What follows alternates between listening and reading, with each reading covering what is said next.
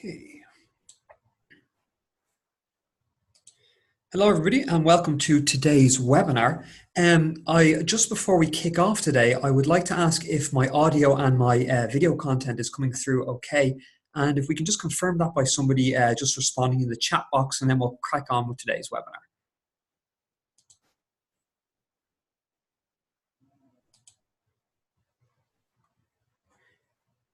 Excellent, and I see everyone saying that the audio is good, and is the visual coming through okay? Excellent. Okay, guys, so I see a lot of you have come in to attend today's webinar, and thank you for that, because it's always good. I know it's the timing of it at 1 o'clock, but we found it's the most beneficial time to kind of kick this webinar off. Firstly, I'd like to welcome everyone to the Digital Marketing Institute. This is your first webinar, and today what we're going to do is conduct a webinar specifically around your first assignment. We're going to get into the process of obtaining a company for your postgraduate course, some of the insights in best practices, how to do that, and also what kind of information you might need from your company.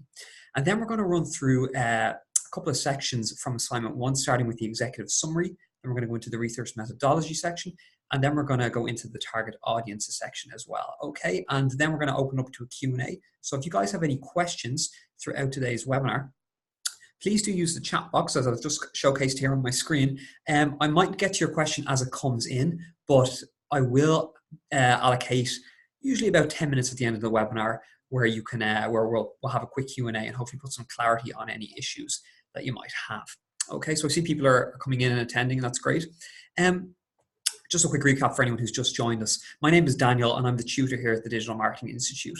And today we're going to be discussing, obviously, how to select your company for the purposes of the postgraduate course. And also we're going to run down the first 3 sections, as you can see on your screen here. So we're going to talk about the executive summary, research methodology, and target audiences.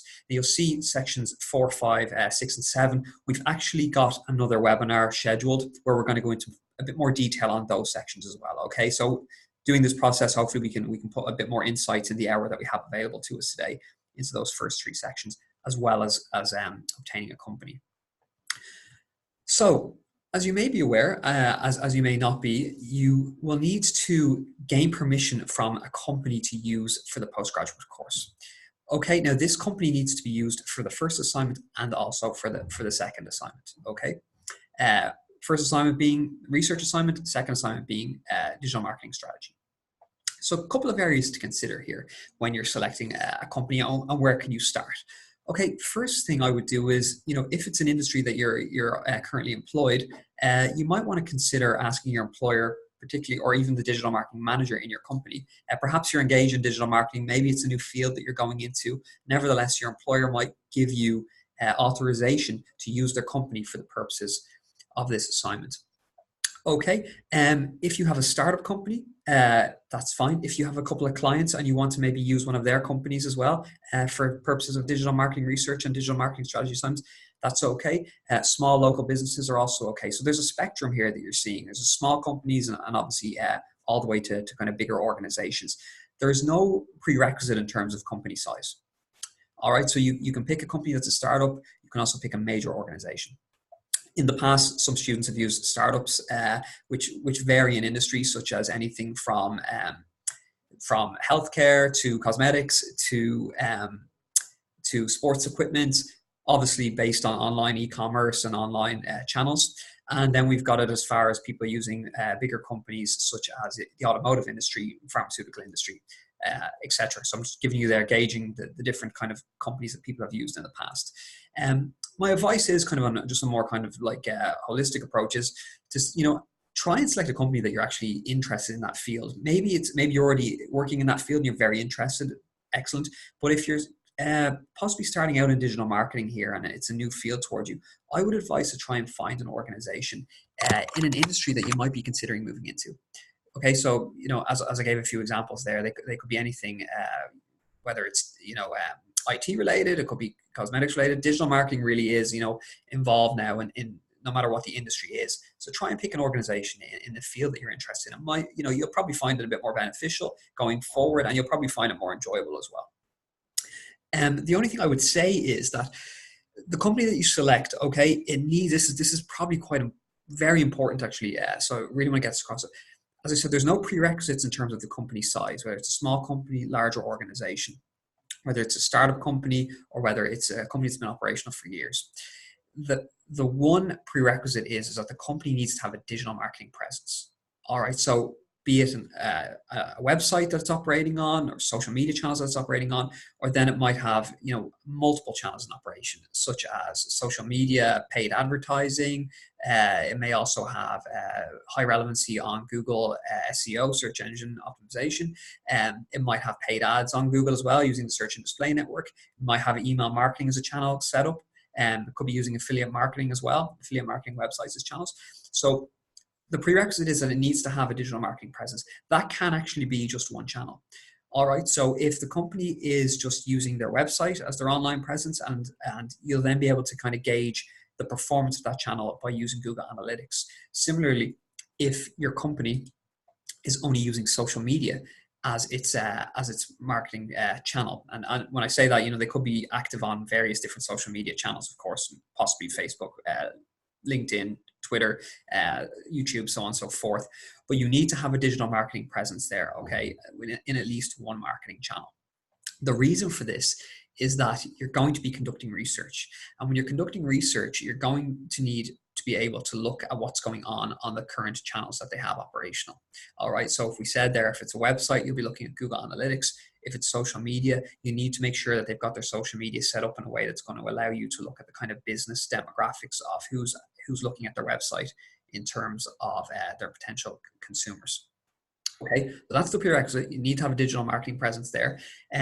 There's no minimum size, as I said, for the company. You will need to gain permission, of course, from this company to use. Okay, now we don't need you to send us on the verification of that, but it's not just a sign where you can say, I'm going to pick this company and use them. You're going to have to engage with this company, gain insights from them, seek their permission, and obviously get granted permission to use them and access to those channels. All right. The other thing I'd say is that you can actually select any organization and work remotely. So you don't need to tangibly go to these locations to talk to these people. If you want, that's fine. I remember I'd done this time myself a couple of years ago, and I went and I talked to a lot of startup companies. I also talked to people in bigger organizations. But you can email people in the digital marketing fields of companies, or if it's a startup and you email somebody and you're gaining insights to their company, perhaps you're just sharing data with you via email or giving you access to their channels, that's fine as well. So you can conduct this by working remotely, okay?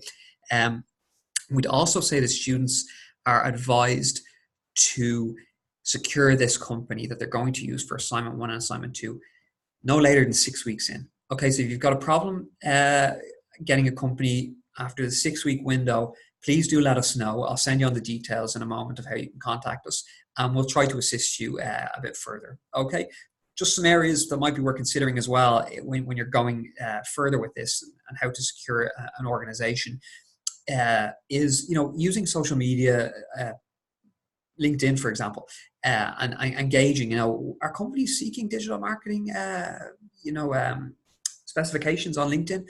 Maybe it's worth just actually asking that company, would they be willing to engage for the purposes of the Digital Marketing Institute assignment, where essentially they get a free marketing research audit and a free marketing strategy audit at the end. It's quite a beneficial piece of documentation that they're going to get for free. So try and when you're discussing it, selling that kind of information to them, that they're going to get a lot of research and a proposed digital marketing strategy by the end of it at absolutely no cost of their own. The other thing I would say as well is, just kind of assess your network and look at, friends, family, classmates on this classroom, ex-colleagues, and just see, is there anyone who maybe has a smaller company that, is operational possibly for a year or so. They've got a couple of channels in operation, and we want, they might be willing to let me in here to kind of develop a digital marketing strategy and conduct research as well. Okay. One final kind of recommendation is that charitable organizations, or nonprofit organizations, are usually quite open to any kind of volunteer work. So if you message a lot of those companies, it's also quite possible, particularly in the field of digital marketing, that they'll be willing to work with you. And just one bonus of that is a lot of charitable organizations will actually be granted grant schemes for digital marketing channels, such as Google's Google Ads. I think it's 12,000 euros is actually available for that channel alone. So when you're in assignment 2, we won't go into that in too much detail. That's quite a substantial budget that you're going to get for a charitable organization if you're using one. So there's grant schemes available for digital marketing aspects of using charitable or non-profit organizations. So just something to consider there, as well as another method maybe if you're struggling to find a company. They might be worth considering. We do have a cover letter which is available on your learning platform as well, which is signed by our operations team, and it also goes into details of what the company is required to kind of give you access to. For example, as we mentioned a bit earlier, Google Analytics data, social media insights, possibly if they have other channels in operation as well. Let's take email marketing as an example, open rates, bounce rates, performance rates, and so on and so forth. Okay, so there are kind of some recommendations there. Use the cover letter. Highly recommend use the cover letter. Again, the non-disclosure agreements that are mentioned on it and that are signed by our team here, and also what's needed. It gives the company good insights to provide you later on with what you need. Okay, so there's no lack of clarity on the communication issues. So highly recommend using that. Now, as we mentioned assignment 1 and we mentioned assignment 2, and predominantly today's webinar is featuring insights just on assignment 1 on the first 3 sections. But what kind of information are you going to need? And I've just divided it out here as insights. Now, this is not exhaustive, this list, but it's just how to put some kind of put a bit of synergy between the assignments and what's needed. So, for example, company information for assignment 1. How long are they in operation? Okay, significant developments in the past 3 to 5 years. Locations of the company. Where are they on a regional basis? Overview of their marketing activities, key products and services. Okay, so it's really kind of gauging what this company is doing in terms of their digital marketing resources, their digital marketing presence, their current activities, and then kind of going into a more overview organizational background in terms of their locations, what kind of products they sell, key milestones that they may have had in the last couple of years, key developments, and so on.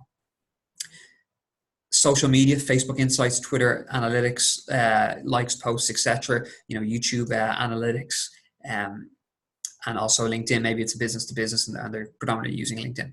And then not forgetting, of course, the website analytics, as I said, Google Analytics there, such as this will allow you to gauge kind of audience profile and behaviors on a monthly basis and assess the traffic going into their website as well. Okay, so this is the kind of information you're going to be looking for assignment 1. And it's going to help you develop your target personas. It's going to help you develop a lot of insights into channel behavior that you're going to have to look at as well in these sections, and we'll go through that a little bit later. Let's just jump into assignment 2 just to kind of showcase what kind of information you're going to need, because this is really going to help you evaluate what kind of company data you're going to need and what's the best company for you. Assignment 2, so marketing, again, the information you may have got, there's a bit of overspill, marketing staff headcount, team structure, estimated budgets. Okay, you don't need that for assignment 1. Estimated budgets are going to come in for assignment 2. You're going to develop a digital marketing strategy in assignment 2, and you're going to need to formulate that based on what the company has available in terms of digital marketing resources and also available budgets. Overview of digital marketing activities, digital performance, as we said. And again, just running down the list here, social media activity, SEO. Now we're looking at other channels. Let's assume the company has SEO as one of their channels. Their placements in the search engine results page, the keywords they're using, how many searches, and then digital display advertising on the Google network, impressions, reach, cost. We could go a bit further with that. We could say what kind of digital display advertising or paid advertising are they having on their social channels, and what's the impressions like on that, and what's the click-through rates. Okay, and then email again, open rates, bounce rates, and so on. So you can kind of see here in the first assignment, you're looking at the marketing background, the company background, developments, locations of the company, and then an overview of their marketing activities and key products and services. And then the key insights of social media, such as Facebook Insights or Twitter Analytics, website analytics, such as traffic and gauging all that from Google Analytics. Okay, so for the first assignment, you're really going to want to make sure that your company has good insights from social media available to you, and predominantly good insights from Google Analytics available to you as well. Okay, but as I said, there must be some digital marketing presence there, and Google Analytics or social media insights that are available will be required. Now, let's move on to the assignment itself, okay? And we're going to run through, as I said, the first 3 sections. of assignment 1. And the first, of course, being the executive summary. Now, this is worth 5% of the assignment, okay? And in this kind of opening section of the assignment, you should summarize your document and the key points of your assignment. This is not going to be a summarized version of your organization, okay? You can include that in the appendices of your assignment, all right? A more in-depth version of your organization to give background and also insights into what that company is and what their current operations are. But the executive summary for your assignment here is going to be a summarizing version of the kind of key conclusions, key recommendations, key findings, points of each section. And as we said, we've got 6 sections in this assignment. We run down, I'll just scroll back to that first screen where you can see, so we have the executive summary, but that's obviously in its own an actual section itself. So you're going to be summarizing the research methodology, the target audiences, the evolution and impact of digital technologies relevant to the target audiences. Section 5, digital technologies and impact locally and globally. And then section 6, future trends as well. Okay, so sections 2 to 6 are going to have to be summarized with their key recommendations and conclusions, key findings in the executive summary. All right. Now, one other thing I'd say about this is, as I said, it's key conclusions and recommendations and key information that you've obtained from those subsequent sections.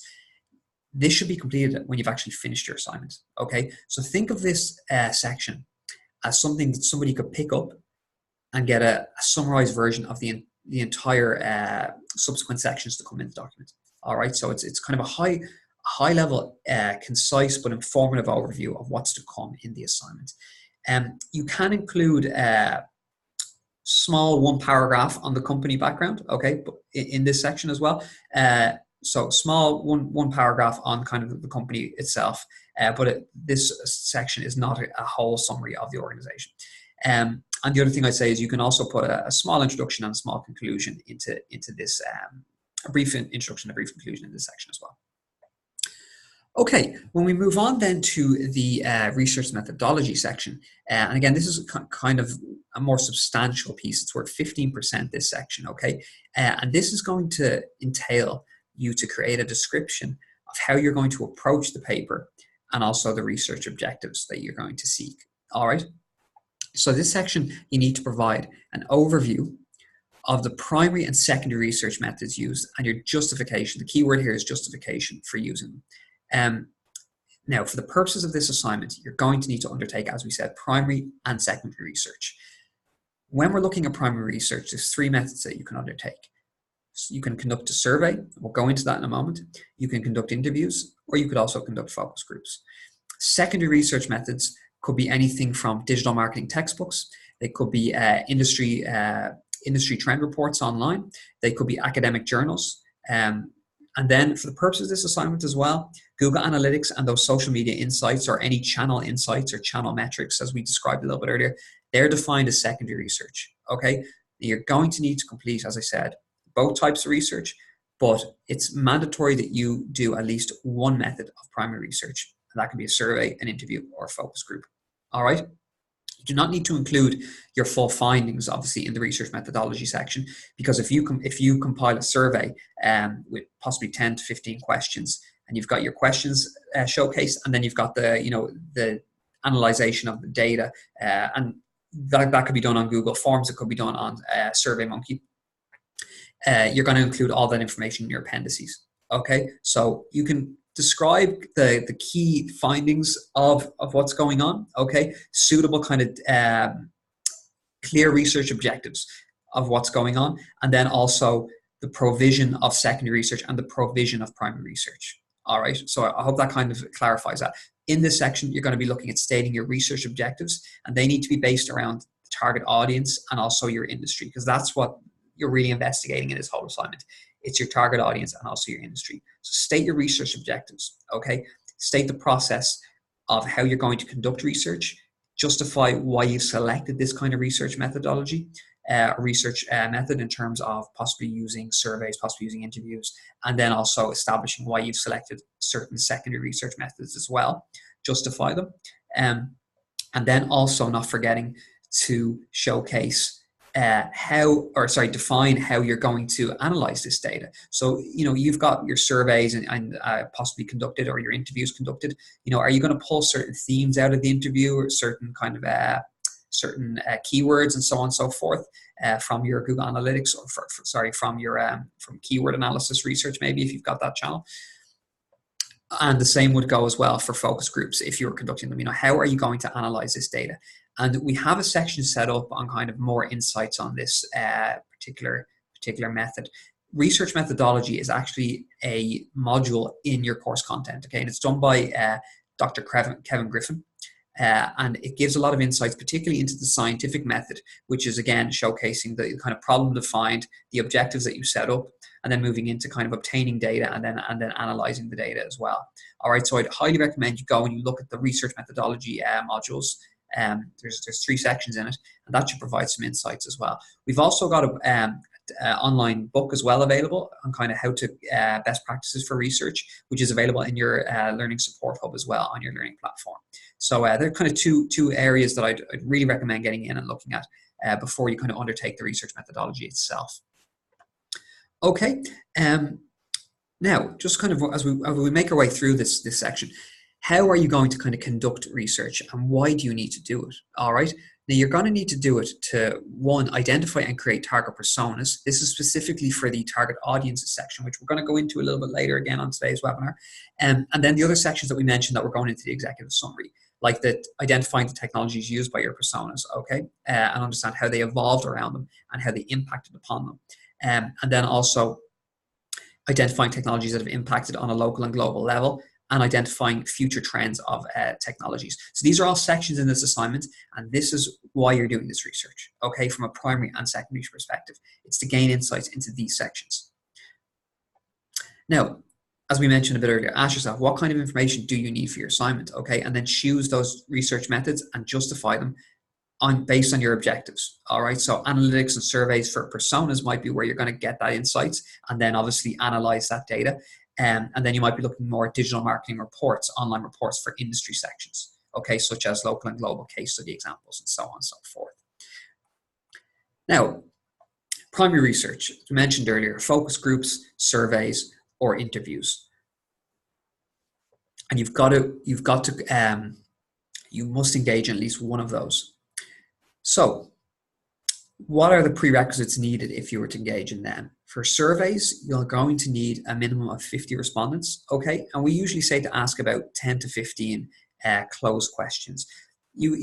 I would personally say ask about 12 closed questions and maybe 1 or 2 or 3 open questions where you might want to just gain some more informative insights. But again, how are you going to analyze that, okay? Closed questions obviously easier to analyze because if you're using Google Forms or SurveyMonkey, it's going to very easy to compile graphs and bar charts and so on to showcase the results of the findings from the respondent. You will need 50 respondents. Interviews.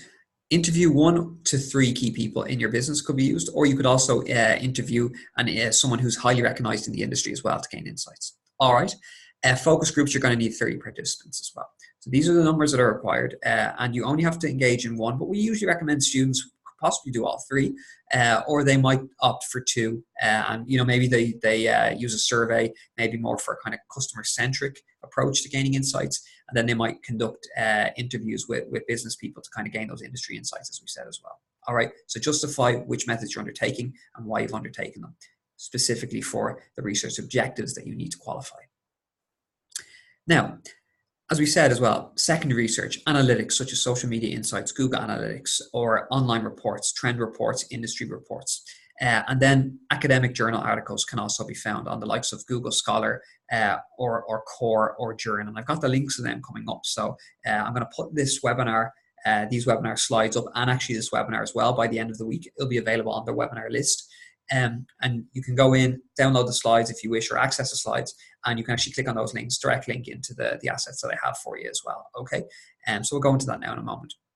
But using reports or articles from reputable digital marketing websites, news websites like BBC News, Sky News, who have digital industry insights, can also be an area worth exploring as well. Okay, so as long as the information is reputable and it's online, it could be from reputable thought leaders in the industry as well, such as Neil Patel or Dave Chaffrey. Okay, as long as it's verifiable, authentic information, you can use online sources. You can also use, as we said, textbooks. You can use academic journals from those assets I just mentioned a bit more moments ago. And you can also use insights on our membership platform as well, which you have access to. Okay, now let's look at some research resources. First port of call I always think is Google Scholar if you're looking at academic research. Okay, so Google Scholar, just type it into Google if you're unfamiliar with it, and it houses a vast array of access to academic databases, some of which will be behind a paywall. Depending on if you were in a university beforehand, you might have access with your old email account. But if not, don't worry. You're not required to pay any additional. You're not required to pay for any additional information on content that might be in another academic database. So please do not do that. You do not have to do that. But Google Scholar also has a lot of free content on it as well. Okay, so please check out that as a first resource specifically for academic journals. I've also got here listed 3 free academic databases. Okay, Journ, Core, and Jowls. Now these are open source and they're free, so there's no issues there. You know, you can search different digital marketing insights from academic journals here, and they might be worth checking out as well. Case studies for social media. You'll see in section 5, you need to identify local and global case studies specific to 4 or 5 technologies that you've selected.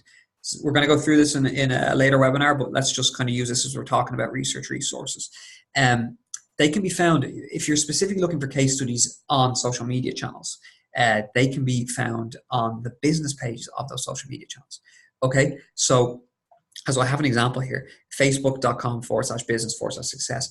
Click on these links and this will actually take you into the business pages of those specific social media channels. And you'll then be able to further filter down by industry and also by region. So, you know, you might be able to look at the North Atlantic region or the Asian region, and then specific to industry as well. It's a good resource to have if you're looking for case studies, as I said, on specific channels such as Facebook, LinkedIn, Twitter, Instagram, or we've got some links there to Google as well with success story case studies. If you're looking for case studies as well, or just even more information, not forgetting textbooks, digital marketing textbooks usually house a lot of kind of case studies as examples, and also will give you more additional insights into maybe best practice frameworks and so on and so forth. And not forgetting, of course, just using kind of online industry trend reports or consumer trend reports that are available and free as well, as long as they're authentic and you can use them for research. Okay, so we've kind of talked about picking a company. We've talked about the executive summary. We've then talked about the research methodology and the best practice to go about that. And we've looked then at some research resources. Now let's get into section 3 and talk about target audiences. Okay, 10% is going for this section. And this is where you're going to use the primary and secondary research data. So now, as we said, we've looked at kind of research methodology. We've established what our research objectives are, how we're going to get that information from using primary and secondary research. Now we're going to use that research, okay, specifically for developing target personas. You need to develop 3 to 4 personas from your main target audience. That can be done, obviously, as we said, with primary insights from your surveys or focus groups or interviews, and not forgetting, of course, then the secondary research that you would have undertaken, such as academic insights, such as using the Google Analytics, and also using social media insights, and not forgetting then, of course, maybe online trend reports as well. Okay, so this is a collective research target personas. It's using primary and also secondary, where you draw up 3 to 4 personas of your main target audience. Personal customers, B2C, obviously, business to consumer marketing. Some of the insights that you might want to provide in your target personas, demographics such as age, gender, socioeconomic groups such as their income, if you can get that information, of course, but you should be able to get age, gender from obviously Google Analytics or also from your surveys. Location as well, demographics. And then not forgetting, of course, very important aspects here, likely digital marketing preferences. So what channels are these guys on? Okay, what channels do they prioritize? And also what technologies they use? But what are their behaviors when they're on those channels? Okay, so, you know, and I always think the buyer's journey is an interesting area to explore, which is mentioned frequently throughout our course content. When somebody is on Google search, you know, why are they on there? Are they using it for purchasing, or are they using it maybe just to evaluate potential purchases? The same way you could justify why somebody is using social media. Again, or using social media, maybe even YouTube for consumer reviews. So maybe they're reviewing content before purchase, where people predominantly use then websites to actually make the overall purchase. So try and find out what channels are they on, what are they prioritizing, what are their preferences, and also what are they doing, what are their behaviors when they're on those channels. Okay, how are they using them? If your company that you've selected is a business-to-business company, you can use a B2B or business-to-business business profile. And in this case, you're going to switch it up a little bit, and you're going to look more not on an individual basis of a target persona, but on a industry kind of level. So you're going to be looking at industry sector, the size of the company, because now you've got target personas that are actually company based, not individual. Geographic location, likely digital marketing preferences of the decision maker. Decision-making unit could be an area we're exploring here as well. Decision-making unit defines who is involved in the process of making the decision. So if we took an IT company, for example, the CTO might be heavily involved in who is going to purchase that company. Who's going to purchase potentially the product or service that your company might be offering, but who's the end user? That might be someone else who's worth trying to get the information across to as well. The end user could be somebody, and this will allow you to kind of analyze what's the best channel practices to get that information, to get the advertising, or to get the insights to those people. Okay, so if you've got a business to business profile or a B2C target persona, you want to slightly arrange it a little bit differently based on the requirements. We do have an example business to consumer target persona in the assignment guidelines as well. So I'd highly recommend checking that out. Kind of gives you insights into motivations, demographics, digital channels, and digital behaviors. And then you might just have to modify it slightly if you're doing business to business, as we said there. And again, we gave some insights into the decision-making unit, industry sector, size of the company, geographical locations, and likely digital marketing preferences. Okay, and again, show how you've created your personas and use the research to justify the characteristics. You need to put, this is quite important, you will need to put the citations of where you've got the information beside the insights in the actual target persona. So let's assume that I have my demographics and I pull that information from Google Analytics, and I've got let's just make a conceptual target persona here, and let's just say like IT experts or something if we're using business to business.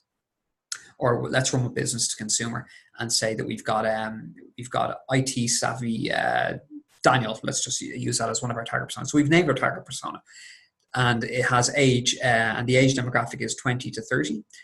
Beside that, I'd want to have Google Analytics, and I'd want to have the corresponding year of the research as well, in which case would be 2019. Okay, so if I've got my Google Analytics data in my appendices where I've pulled this information, I want to have that labeled with Table 1, Google Analytics data, and also the year that it was conducted. And then I can reference directly that Table 1, 2019, Appendices B, for example, if it was in my second appendices. Now I can establish exactly how I've developed that target persona. Okay, the same thing would also be if I had identified the digital marketing channels of that particular persona. And maybe I've developed that based on a question or insights from some of my questions from my survey that my primary research. I've got my primary research questions and the summarized version of the answers in my appendices. And I've got, question one, preference for digital marketing channels as the figure title in the appendices. And then I can directly reference that particular item in the appendices for that piece of data. Okay, so getting the citations that match your appendices, and also citations that might just match academic journals and so on and so forth throughout your assignment is needed. Harvard referencing is needed to kind of summarize. But it really is important. But it's an area I think really just want to establish when you're developing your target personas, to have the citations in beside the information that you obtain, okay, to allow us to know where you got that insights from. Okay, now I've just kind of summarized up something here, and just to give an example of where you might want to find the information. And I mentioned there, like pulling demographics from maybe Google Analytics, or pulling preferred channels from your primary research. So let's just look here at some examples, and I won't run through all these, but you can kind of check this out in your own time. But if we're looking at gender, we might be looking, as I said, at Google Analytics, or even primary research from surveys, interviews, focus groups. Age, again, could be social media insights, primary research. And let's just run down kind of a little bit more here. for market size. This might be where you look more at online reports or stats on your audience group, okay, and i.e. millennials. The same would be, again, education, social media insights, the primary research that you've conducted, and digital marketing reports as well. All right, so you can kind of see that, just some examples. I suggest you kind of just check this out. It might be a way of you of gauging where the best protocol is to look for these insights when you're developing your target personas. Okay, so we've kind of gone through kind of on an overview the first three sections. I'm going to actually open it up now to a Q&A. So I'm going to look at any questions that have lit up here, and we'll get into them. Okay, so if you guys have any questions at the moment, please do get them in, and we will address them. So at the moment, I'm not seeing any questions, which not to worry. What I'll do is I'm going to skip on to the next slide and talk about some of our resources and also course content. And if you do have any, please write them in and we'll get them just before we end today's webinar. So going forward, assignment guidelines, they're available on your learning platform. Okay, these really are the best kind of piece or best asset for you to make sure that you comply with the mandatory sections of the assignment. Okay, I can't recommend enough using the assignment guidelines. When you're actually writing up your assignment, best practice is to have the assignment guidelines right beside you, just to stay on track of what's needed. Okay, to make sure you're within the word count, the approximate word count for each section, and to make sure that you're hitting all the markers to get the best grade possible going forward. Research resources that are available, such as I said, the research methodology module on your in your course content as well. And then not forgetting all those kind of additional supporting assets which are in the Learning Support Hub, okay, such as the Harvard referencing guidelines that we've got there.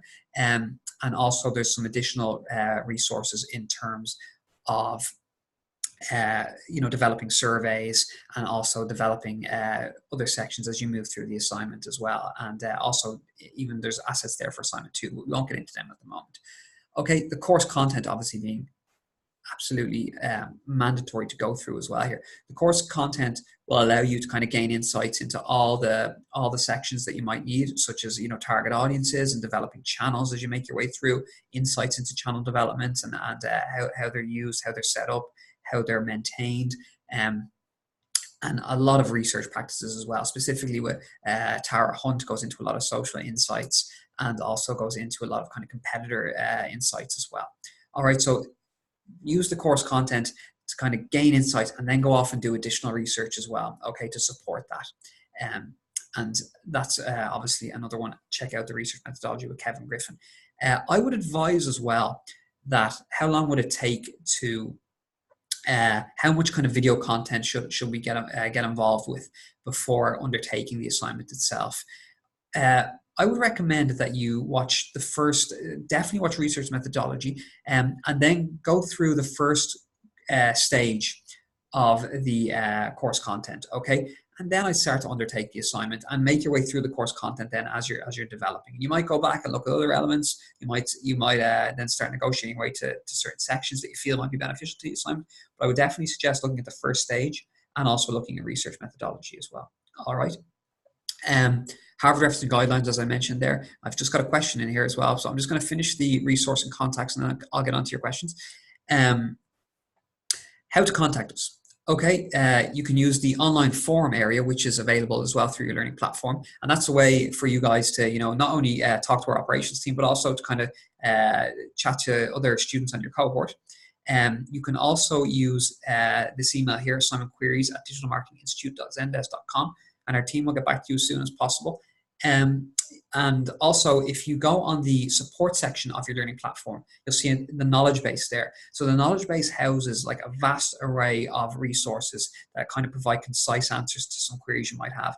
So if you just have a query based on something that you might want to gain insights to and not directly contact our ops team, check the knowledge base, search the knowledge base, and you might have the answer to that query without having to contact anybody.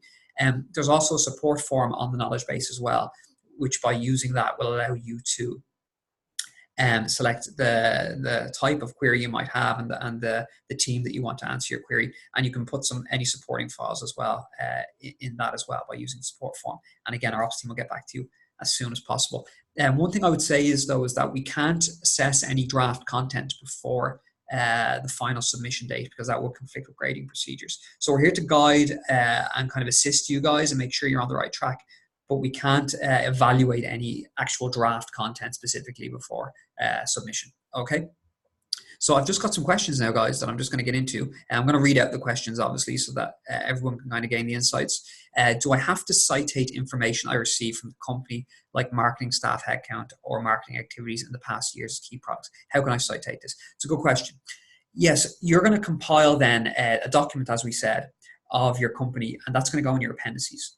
Okay, so that document itself, it can be submitted in your appendices or it can be submitted as a supporting file. That's the document that you're going to citate. Okay, so you can then citate that document based on the company name and also the year that you've done this, which will be 2019 or 2020, and so on and so forth. So that is how you're going to citate information that's provided from your company. Okay, you're going to reference the document itself that contains that info. Somebody is just saying here they're a little bit late to today's webinar, and they're just wondering, when selecting a company, do they need a small company? Would that be okay? Or a startup? Yes, it's okay to have a small company or a startup. As I mentioned earlier, they need to have a digital marketing presence though, okay? And they need to be operational. So the company just can't be a theoretical company that's not operational online. It has to be currently online, and it has to have a digital presence such as Google Analytics and social media insights or social media presence as well, okay? But there's no prerequisite in terms of the company size. Now, I have one more question. My question is to check about assignment focus. I am being sponsored by my firm to do this. Okay, so I would like to use my business as the area of focus. Is it okay to use B2B rather than B2C? Is it okay? It's a great question. Yes, for the purposes of this assignment, you can select a certain customer sector, if you will, to devote your assignment to. So if you've got a company that handles both B2B and B2C, you can say, I'm going to directly focus on the B2B market or the B2C market. Okay, so that's fine. You can also select a particular product or service if you want that your company does, and drill down specifically on that for the purposes of the assignment. But that needs to be established then, of course, in your executive summary and also in your research methodology as well. But that's fine. Just to kind of give you an example there, I remember we had a student who was doing it on the automotive industry, and specifically a car manufacturer, and they specifically decided to pick one car model to develop their whole research and also their digital marketing strategy towards. Okay. For the primary research, if you choose to do more than one method, does it matter if you don't reach the suggested number for the items? For example, I think I understand is if it's predominantly primary research, were interviews, but I set up a survey alongside that, is still we're analyzing the methods that you undertake, and we welcome you to undertake as many are needed to gain insights to your research objectives. You will have to get to that minimum figure. So if you do a survey and you get to 30 and you do then 3 interviews as well, that's okay, because you've actually undertaken one method of primary research, with being the interview. But if you were to undertake a focus group and a survey, both, and you didn't hit the numbers that are required, such as 30 responses, or so say you got 25 respondents for your focus group and you got only 40 respondents for your survey, you will need to up that survey to get 50 respondents. So send it out to maybe another customer list, or maybe try and get it out there on a social channel that has people who might be worth investigating, okay? So you do have to meet one minimum criteria. But undertaking an interview in itself is actually the minimum criteria. So I would highly recommend, maybe if you're struggling, to make sure that you conduct at least one interview from somebody, possibly, as I said, a thought leader in the industry, will allow you to gain insights. Okay. Now, that actually concludes, guys, the questions I have here. Any other questions moving forward? As I said, you can use the form, your class form, or you can also use the support form on the knowledge on the support section, or use the knowledge base to seek some answers as well. But we've kind of ran through, hopefully. We've ran through selecting a company, we've ran through the first 3 sections, and hopefully we provided some kind of concise insights and best practices to do this. My advice, as I said, look at the assignment guidelines. Also look at assignment guidelines for part 2, just to make sure you know what's needed for coming forward when you're selecting your company. Also use the Harvard referencing guidelines as well that are established there, and just get involved in the course content and just use it to really kind of gain insights into all aspects of digital marketing as well. Okay, guys, so that actually concludes today's webinar. I'm going to upload this, and I'm going to upload the slides as well for referencing, for a reference point if you want to select any kind of links that are available on these slides. I should have them up by the end of the day. If not, they'll be up by the end of the week. But thanks for attending today's webinar, and good luck starting your assignment, and I wish you well. Thank you.